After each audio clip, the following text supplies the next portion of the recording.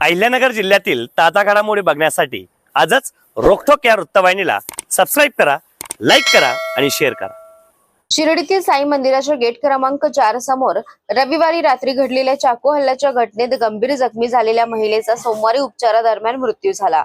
या घटनेमुळे शिर्डी शहरात खळबळ उडाली असून पोलिसांनी 2 तरुणींना ताब्यात घेत त्यांच्या विरुद्ध खुनाचा गुन्हा दाखल केला आहे। प्राथमिक माहितीनुसार साई मंदिर परिसरात स्टिकर विक्री करणाऱ्या 2 तरुणी आणि फळ विक्री करणाऱ्या महिलेमध्ये व्यवसायासाठी जागेच्या कारणावरून वाद झाला होता।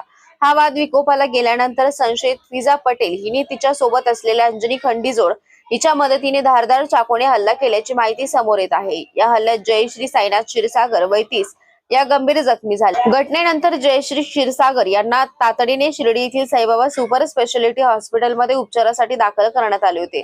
मात्र उपचार सुरू असताना सोमवारी सकाळी त्यांची प्राणज्योत मालवली। या प्रकरणी शिर्डी पोलिसांनी अंजली खंडीजोड वय 22 आणि फिजा पटेल वय 21 दोघी राहणार कालिकानगर शिर्डी यांना ताब्यात घेतले असून त्यांच्या विरुद्ध भारतीय न्याय संहितेअंतर्गत खुनाचा गुन्हा दाखल करण्यात आला आहे। साई मंदिरासारख्या अतिसंवेदनशील आणि गर्दीच्या परिसरात घडलेल्या या घटनेमुळे भाविक आणि स्थानिक नागरिकांमध्ये भीतीचे वातावरण निर्माण झाले आहे। या घटनेचा पुढील तपास शिर्डी पोलीस करत असून पोलीस उपअधीक्षक अमोल भारती यांनी या संदर्भात अधिक माहिती दिली आहे।